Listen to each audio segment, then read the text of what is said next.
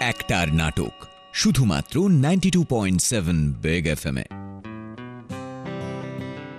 আজকের নাটক স্বপ্ন সন্তান, রচনা ডক্টর অমিতাভ ভট্টাচার্য, অভিনয় শোভন, কৌশিক, জয়া, পামেলা, বিজয়া, মৌমিতা, তমজিৎ, নীলাঞ্জন এবং ডাক্তার সুমন্ত।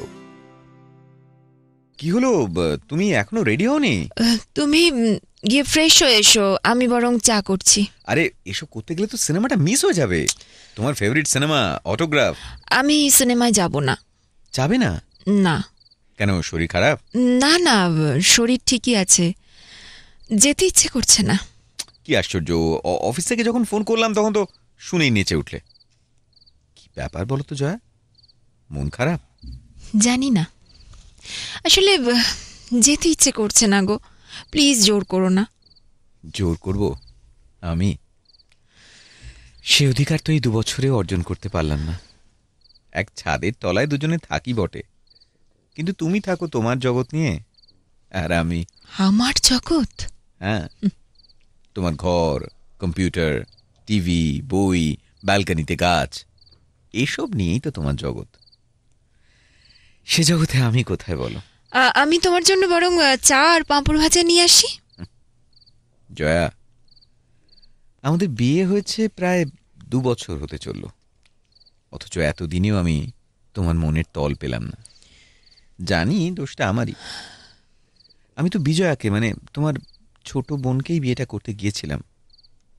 ও যদি সেদিন বিয়ের আসর থেকে ওভাবে পালিয়ে না যেত। তমচিত্তা, বিজয়াকে পাওয়া যাচ্ছে না। তাই তো শুনলাম। ওর কি কারোর সঙ্গে কোনো অ্যাফেয়ার ছিল? ওর তো অনেক বয়ফ্রেন্ড ছিল, স্পেশালি কারোর সাথে কিছু জানি না। কি যে হবে, আমি আর কিচ্ছু ভাবতে পারছি না। বাবার কি হবে? ছেলের বাড়ির লোকেরা যদি আমার আদর্শবাদী শিক্ষক বাবাকে অসম্মান করে। আমি দেখছি, তুমি টেনশন করো না। শোনো, কোথায় দেখো তোমায় আবার ভিতরে ডাকছে, যাও যাও। জয়া, তমজিতের সঙ্গে তোমার ব্যাপারটা না আমি তখন জানতাম না, জানো। জানলে অন্তত আমি কখনোই তোমাকে বিয়ে করার কথা বলতাম না। জানি, এই একটা কথা এর আগে তুমি অন্তত 10 বার বলেছ।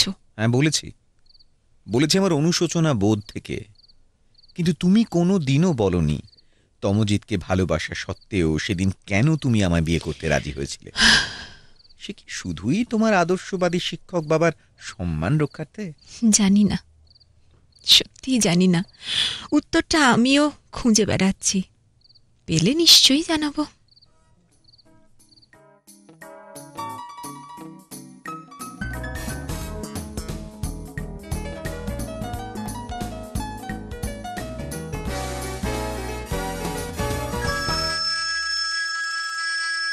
চিনতে পারছিস?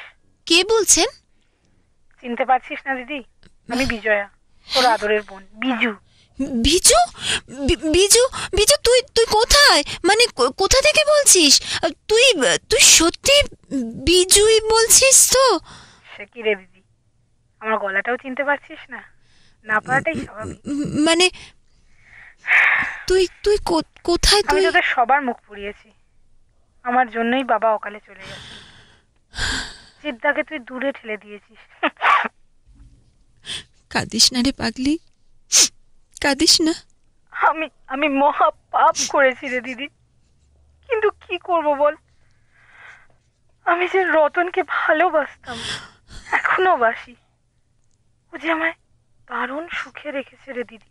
বিশ্বাস কর বিজু, আমার মনে তোর জন্য কোনো রাগ জমে নেই। যা আমার ভাগ্যে ছিল তাই ঘটেছে। তার আগে বলতো, তুই কোথা থেকে কথা বলছিস? পায়রাডাঙ্গা থেকে। তুই মায়ের কাছে এসেছিস? কবে? কোথা থেকে এলি? আমি বিহারের দুমকায় থাকি রে দিদি।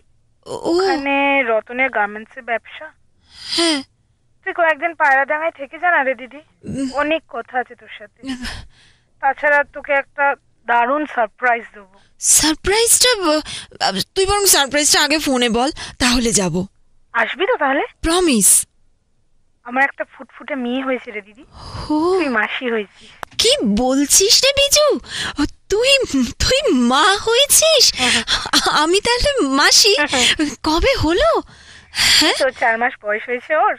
ও রতনের মায়ের শরীরটা ভালো নেই, ও আচ্ছা। রতন মাকে দেখতে আসবে বললো, হুম, আমিও আমার মাকে দেখতে চলে আসলাম, সঙ্গে আমার টুস্কি। হ্যাঁ রে, মেয়ের নাম রেখেছিস টুস্কি? উলি বাবালে, ও বাবালে, আমার তো এখনই চটকাতে ইচ্ছে করছে রে। আমি বরং এক্ষুনি তোর শোভনদাকে ফোন করি, বুঝলি? আজ রাতেই আমরা পায়রাডাঙ্গা যাচ্ছি। আচ্ছা, রতনকে থাকতে বলিস, গিয়ে আগে কান দুটো মলে দেবো। দুগালে দুটো চড়ও মারতে পারি। তাই? তুই না আমার বড় দিদি, ওর বড় শালি। হ্যাঁ। ও 3টে দিন খুব আনন্দে কাটলো বলো। কি মিষ্টি হয়েছে না বাচ্চাটা? হ্যাঁ, মিষ্টি মাসির মিষ্টি বোনঝি। বারে, আমার বোনটা বুঝি মিষ্টি নয়? হ্যাঁ, শালিরা জামাইবাবুর কাছে সবসময় মিষ্টি। আচ্ছা, তুমি ওকে ক্ষমা করে দিয়েছো তো? সে তো কবেই করেছি জয়া, তোমায় পাওয়ার পরে। আর আজ নতুন করে ক্ষমা করলাম, কারণ আমার এই মিষ্টি বউয়ের গোমড়া মুখে ও আবার হাসি ফিরিয়ে দিয়েছে। আচ্ছা, রতনকে কেমন লাগলো তোমার? সারাক্ষণ তো তোমায় দাদা দাদা করছিল। ও বাবা, ভাইয়ারাটি আমার একবারে রসিক চূড়ামণি, উদ্যমীও বটে। এই বয়সে ভিন রাজ্যে দুটো পোশাক আশাকের দোকান। তবে এই শোনো, আমরা কবে দুমকায় যাব? তুমি বলো কবে যেতে চাও? ছুটি পাবে এর মধ্যে? আরে সে ম্যানেজ করে নেব। ও আসলে কি জানো জয়া, বলো। তোমার ওই হাসি মুখটার জন্য না আমি সব করতে পারি। তুমি খুব ভালোবাসো আমায়, তাই না? বাসি, তবে তুমি সেটা বোঝো না। বুঝি, খুব বুঝি গো। তাই তো তোমার কাছে একটা জিনিস চাইতে ইচ্ছে করছে। আচ্ছা, দেবে তুমি? কি বলছো জয়া? তুমি চাইবে আর আমি তোমায় দেব না? আচ্ছা আচ্ছা, কি চাও তুমি বলো? শাড়ি, গয়না, স্কেল চেঞ্জিং হারমোনিয়াম? বেড়াতে যাবে ভূস্বর্গ কাশ্মীরে? না না, ওসব কিছু নয়। আসলে বলতে আমার লজ্জা করছে, কিন্তু লজ্জা করছে আমার কাছে? টুস্কির মতো একটা ফুটফুটে মেয়ে দিতে পারো আমায়? আমি মা হতে চাই। কাল রাতে আমি স্বপ্নে দেখেছি একটি দেব শিশুকে কেমন টলমল পায়ে হেঁটে এসে আমায় কেমন মা মা বলে জড়িয়ে ধরতে চাইছে, কিন্তু পারছে না, জানো। টুস্কিকে দেখেছো?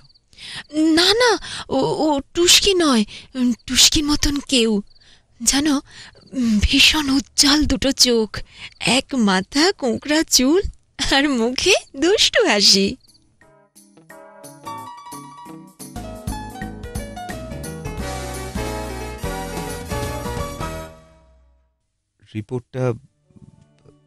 রিপোর্টটা এবারেও নেগেটিভ। কি হবে তাহলে? আমি কি আর কোনোদিনই মা হতে পারবো না? আরে না না, ডক্টর সোম বললেন এটাও যে চিন্তার কিছু নেই। মানে প্রথম ইস্যু নেওয়ার সময় এরকম অনেকেরই হয়। যদি ধরো চিন্তার কিছু নাই থাকে, তাহলে উনি আমাদের এতগুলো টেস্ট করালেন কেন? আমার ইউএসজি, ব্লাডের হরমোন টেস্ট, তোমার সিমেন্ট টেস্ট, কতগুলো টাকা নষ্ট হলো বলো তো। হ্যাঁ, এটাকে নষ্ট কেন বলছো? দেখো, ডাক্তারবাবু আমাদের ভালো চান বলেই তো। এই তুমি অন্য ডাক্তারের কাছে আমায় নিয়ে চলো তো। আমিও সেটাই ভাবছিলাম, জানো জয়া। হ্যাঁ হ্যাঁ, রিপোর্টগুলো পেয়ে গেলেই না একবার প্রফেসর বক্সিকে দেখিয়ে নেবো। আমার অফিস কলিগ ওই সমীর আছে, ওর জামাইবাবু। সেই ভালো। এই জানো, বিজু ফোন করেছিল, আরে আমাদের বিজয়া, ফোনে ওর মেয়ের কান্না শোনালো। কি মিষ্টি গো। বাবা, হাসি মিষ্টি হয় জানতাম, হ্যাঁ, কান্নাও মিষ্টি হয় এইটা কিন্তু প্রথম শুনলাম।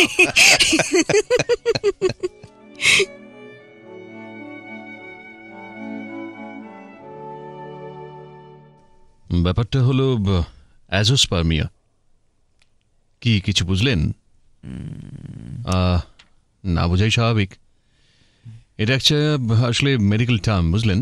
আচ্ছা, ব্যাপার হচ্ছে যে এই যে পুরুষদের যে ক্ষমতা থাকে, সেই ক্ষমতা কিন্তু আপনার ক্ষেত্রে বেশ কম। তো সেক্ষেত্রে তো সমস্যা আছে একটা। মানে আমি আর কোনোদিনও বাবা হতে পারবো না, তাই না? হ্যাঁ, মানে রিপোর্ট তো অন্তত তাই বলছে। কিন্তু জয়ার যে বড় স্বাদ ছিল মা হওয়ার। দেখুন, সব স্বাদ কি আর সবার পূরণ হয়? তাহলে আপনারা কাজ করতে পারেন না, আপনারা দত্তক নিতে পারেন। দত্তক? কেন, আপত্তি আছে? না মানে আসলে জয়া চেয়েছিল যে ওর কোল আলো করে আসবে 10 মাস গর্ভে বেড়ে ওঠা কোনো এক দেব শিশু। না, তাহলে তো অন্য উপায়ের কথা ভাবতে হবে। ওই টেস্ট টিউব ফার্টিলাইজেশন, সেভাবেও তো সম্ভব হয়। সেটা তাহলে তাহলে সেই ব্যবস্থাই করুন না প্লিজ ডাক্তারবাবু। কিন্তু দেখুন, এতে অনেক টাকা খরচ হবে কিন্তু, হ্যাঁ, এবং ওই একবারেই সাকসেসফুল নাও হতে পারে। টাকাটা তখন জলে গেছে বলে মনে হতে পারে। কিন্তু টাকার জন্য ভাববেন না ডাক্তারবাবু, ওটা আমি লোন করে ঠিক ব্যবস্থা করে ফেলবো। তা হয়তো পারবেন, কিন্তু ওই সন্তানের বায়োলজিক্যাল ফাদার যে আপনি হতে পারবেন না। কোনো ধরুন অচেনা অজানা ব্যক্তির আমাদের সাহায্য নিতে হতেই পারে আর কি। সেটা মেনে নিতে পারবেন তো? আমার কোনো আপত্তি নেই, তবে জয়ার সঙ্গে একবার একটু কথা বলে নিলে। হ্যাঁ, নিশ্চয়ই বলবেন। ব্যাপারটা যখন আপনাদের দুজনের, তখন দুজনে মিলে আলোচনা করে সিদ্ধান্ত নেওয়াই উচিত। যদি আপনার স্ত্রী রাজি থাকেন, আসবেন আমার কাছে, আমি সব ব্যবস্থা করে দেবো।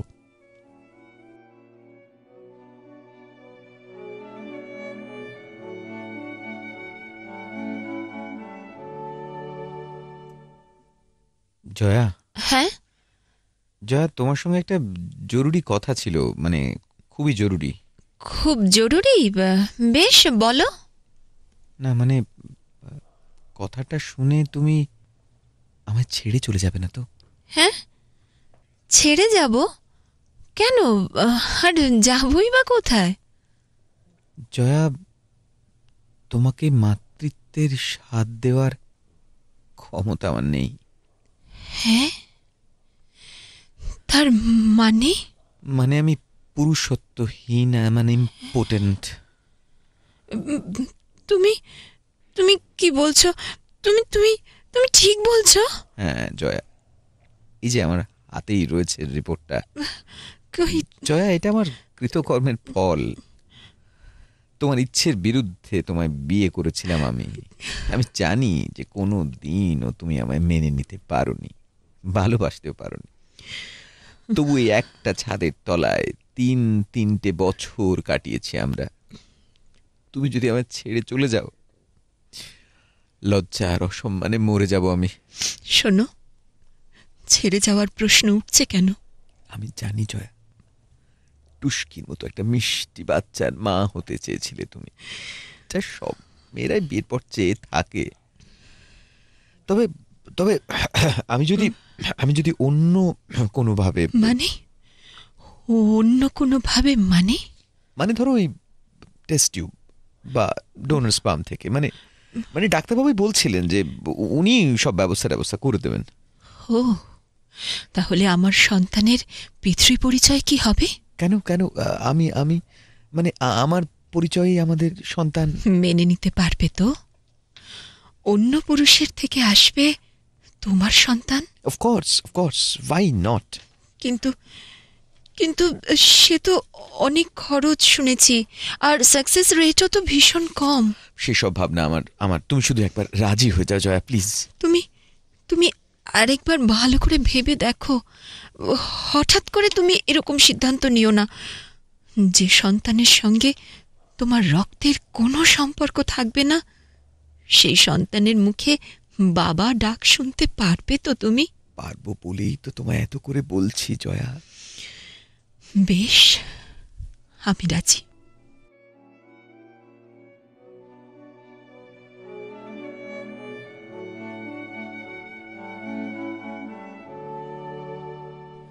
ন্যাড়া কবার বেলতলায় যায় রে বিজু, আমার পক্ষে আর সম্ভব নয়।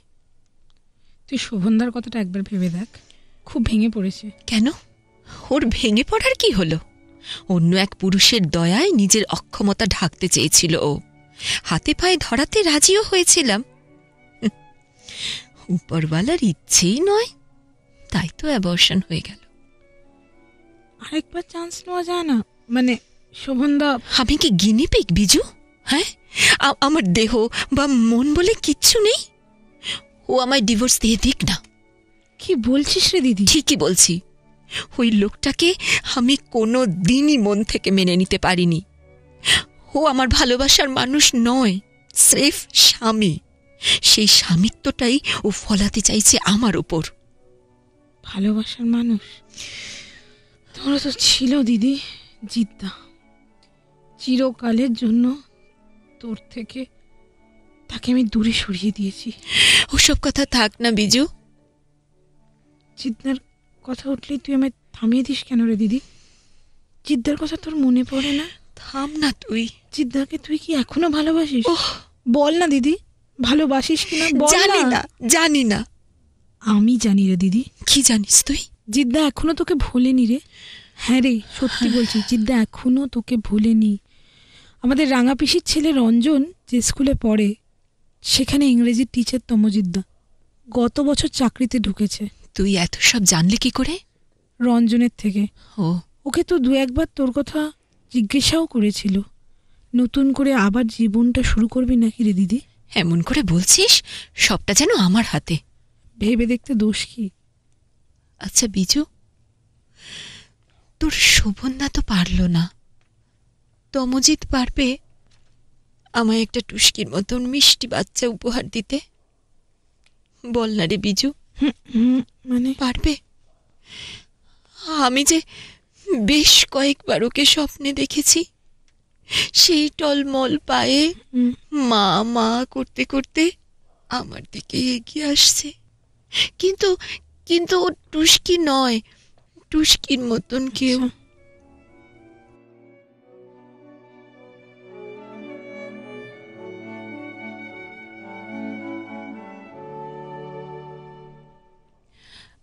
জিতা, তুমি? খুব আশ্চর্য হয়েছ? তা হওয়ারই কথা। এসো এসো, ভেতরে এসো। মা, মা, জিদ্দা এসেছে। কতদিন বাদে তোমায় দেখলাম বলো তো? হ্যাঁ, সেই বিয়ের আসরের পর। হ্যাঁ, এখনো রেগে আছো আমার উপরে? রাগ, শোক, অপমান কিছুই দীর্ঘস্থায়ী নয়, জানো তো নিশ্চয়ই। কেমন আছো? আগে বলো, তুমি কেমন আছো? তা মন্দ নয়। চাকরি আর ওই টিউশন মিলিয়ে যা পাই মায়ে পয়ে চলে যাচ্ছে। বিয়ে করবে না? ভাবিনি এখনো, হয়তো করব ভবিষ্যতে।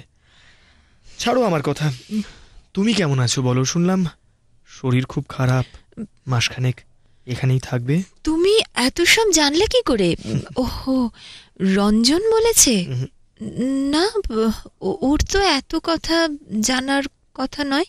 বিজয়া, বিজয়া বলেছে। বিজু?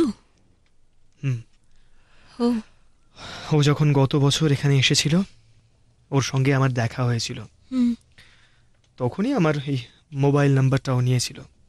তারপর দু চারবার ফোনও করেছে, অবশ্য কথাবার্তা যা হয়েছে সব তোমাকে নিয়েই।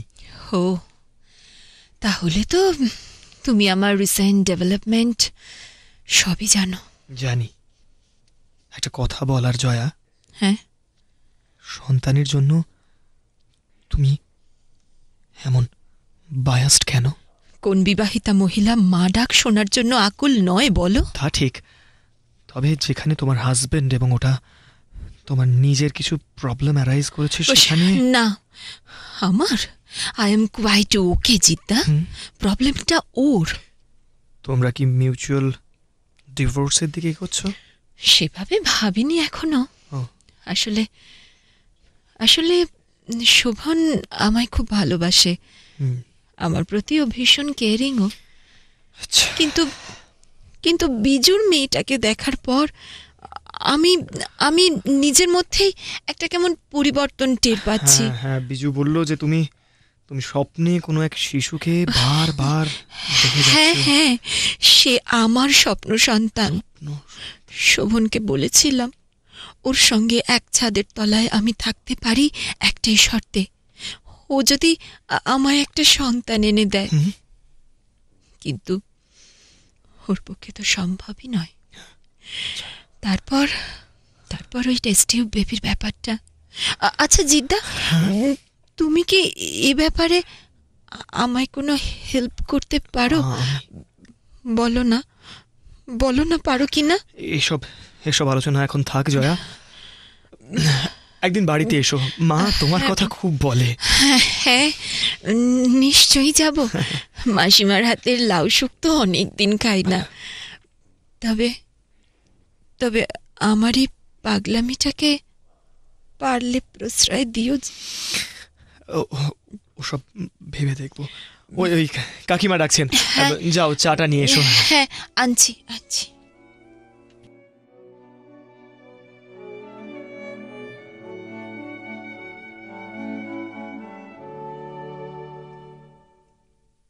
দিদি বলছিস? বল বল, কেমন আছিস? ভালো, খুব ভালো। শোন না, তোকে এই সুখবরটা আগেই দিচ্ছি রে বিজু। তুই এবার সত্যি সত্যি মাসি হতে চলেছিস। এটা দারুণ সংবাদ রে দিদি। হ্যাঁ, যাক, তুই তাহলে সেকেন্ড অ্যাটেম্পটেই সাকসেসফুলি। ভাগ্যিস আর একটা চান্স নিয়েছিলি। তুই কি টেস্ট টিউব বেবির কথা বলছিস? তা নয় তো কি বলবো। না রে, এটা আমার ভালোবাসার মানুষের সন্তান। এটা তোদের জিদ্দার। বলছিস কি রে দিদি? হ্যাঁ, তুইও তো তাই চেয়েছিলি বিজু। বারবার জিতের কথা বলতিস, ফোনে যোগাযোগ রাখতিস, আমার সব ব্যাপার ওকে জানাতিস। কিন্তু তাই বলে শোভনদার সাথে ডিভোর্স না হওয়ার আগেই? ডিভোর্স চাইলেই তোর শোভনদা দিয়ে দেবে। হয়তো দেবে, কিন্তু সে তো সময়ের ব্যাপার। এত তাড়াহুড়ো না করলেই ভালো করতিস। উফ, জিদ্দা কি বলছে? তোকে বিয়ে করবে তুই ডিভোর্স পাবার পর? অত সব জানি না, বুঝলি? জানি না মানে? হ্যাঁ, জানি না। তোর বাচ্চার পিতৃ পরিচয় কি হবে? ওর কোনো পিতৃ পরিচয়ের দরকার নেই। ও বাঁচবে, ও বাঁচবে ওর মায়ের পরিচয়, এই আমার পরিচয়। ও যে আমার ড্রিম বেবি, আমার স্বপ্ন সন্তান। দিদি, আমার কেমন ভয় করছে রে। তুই আজই শোভনদার সাথে কথা বল, তারপর জিদ্দার সাথে। কেন ভয় পাচ্ছিস বিজু? প্রবলেমটা তো তোর নয়, ওটা আমার। বেশ বেশ, আমি দুজনের সাথে আজই কথা বলবো। কাল পায়রাডাঙ্গা থেকে কলকাতা ফিরে যাব। তুই ভালো থাকিস, আর টুস্কিকে আমার অনেক আদর দিস। তুই সাবধানে থাকিস। হ্যাঁ হ্যাঁ, ঠিক আছে, তুই ভালো থাকিস।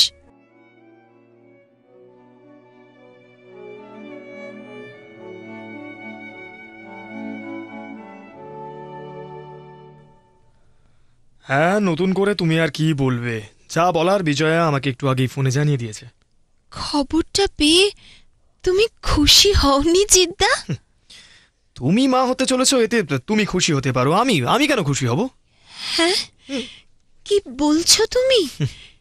এই সন্তান তো তোমারও, আমাদের আমাদের দুজনের ভালোবাসার সন্তান। তুমিও তো বাবা হতে চলেছো। বাবা? আমি? হ্যাঁ, আমি বাবা? হ্যাঁ, প্রমাণ প্রমাণ আছে কিছু? তার মানে? মানেটা খুব সোজা। তুমি তো আমার কাছে আমার শরীরটা চেয়েছিলে, পেয়েছো, দ্যাটস অল। শুধু শুধু শরীর? শরীর, মনটা নয়? মন? সেটা তো 3 বছর আগে তুমি তুমি নিজের হাতে মেরে ফেলেছো জয়া। কি বলছো তুমি? বিয়ের কোণের সাজে সেজে তুমি চললে ছাদনা তলায়, আর আমি আমি অন্ধকারে সবার অলক্ষ্যে চোখের জলে ভাসতে ভাসতে বিয়ের আসর ছেড়ে পালিয়ে গেছিলাম। সেজন্য তো আমি দায়ী ছিলাম না জিদ্দা, এই কথা তো তুমিও জানো। ছাড়ো, সবটাই তো ছিল একটা অ্যাক্সিডেন্ট। বেশ বেশ, তাহলে এখন যেটা ঘটেছে সেটাকেও অ্যাক্সিডেন্ট বলে মেনে নাও। কি বলছো তুমি? এবার এসো, যাও, আমি আমি এখন স্কুলে বেরোবো। তুমি তুমি আমায় ঠকালে জিদ্দা, তুমি আমায় চিট করলে জিদ্দা, জিদ্দা। না বেবি, আমি তোমাকে ঠকাইও নি, চিটও করিনি। I have just played a revengeful game. Jeddah, Jeddah, Jeddah, তুমি তুমি ভগবান।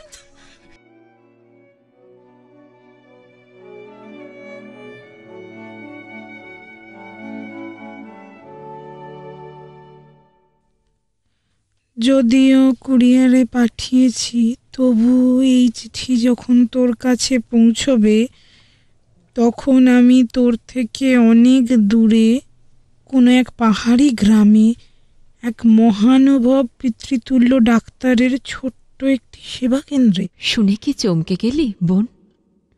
এছাড়া যে আমার আর কোনো উপায় ছিল না রে বিজু। বেশ কিছুদিন আমি মোবাইল সুইচড অফ রেখেছিলাম। কারোর সাথেই কথা বলতে ভালো লাগছিল না, তাই তুই কিছুই জানতে পারিসনি। আমি আমার জীবনের প্রেম আর অপ্রেমের দুই পুরুষ তমজিৎ আর শোভনকে চিরতরে ঘৃণায় ছেড়ে চলে যাচ্ছি। কনসিভ করার পর আমি যখন তমজিতের কাছে ছুটে গিয়েছিলাম, ও বাঁকা হাসি হেসে কি বলেছিল জানিস? I have just played a revengeful game. মধুর প্রতিশোধ নিয়েছিল তোর চিন্তা। আর তোর জামাইবাবু নপুংসক শোভন সমাদ্দার সব শুনে চোখ কপালে তুলে বলেছিল, ছে ছে জয়া, তুমি শেষ পর্যন্ত বাজারে হয়ে গেলে। আমি সেদিনই বুঝে গিয়েছিলাম আমার সন্তানকে পৃথিবীর আলো দেখাতে হলে আমায় অন্য কোনো পথ নিতে হবে।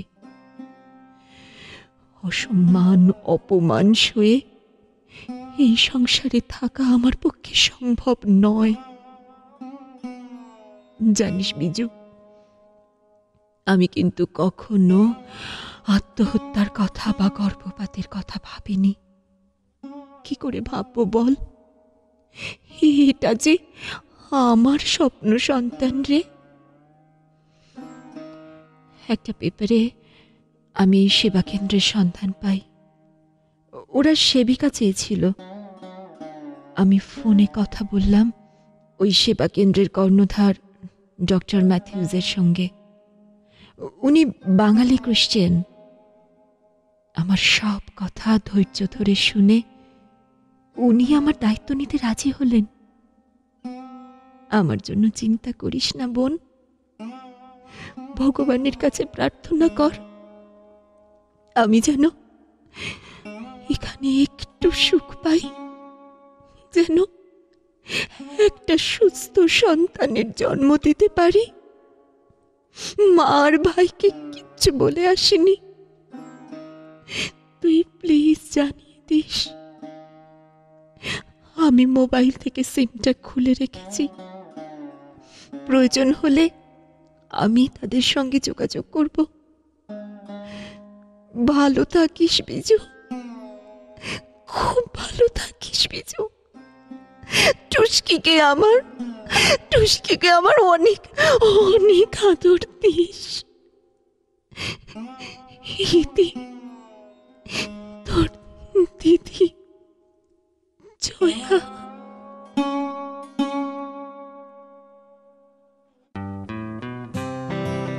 এতক্ষণ শুনছিলেন নাটক স্বপ্ন সন্তান। রচনা ডক্টর অমিতাভ ভট্টাচার্য। অভিনয় শোভন, কৌশিক, জয়া, পামেলা, বিজয়া, মৌমিতা, তমজিৎ, নীলাঞ্জন এবং ডাক্তার সুমন্ত।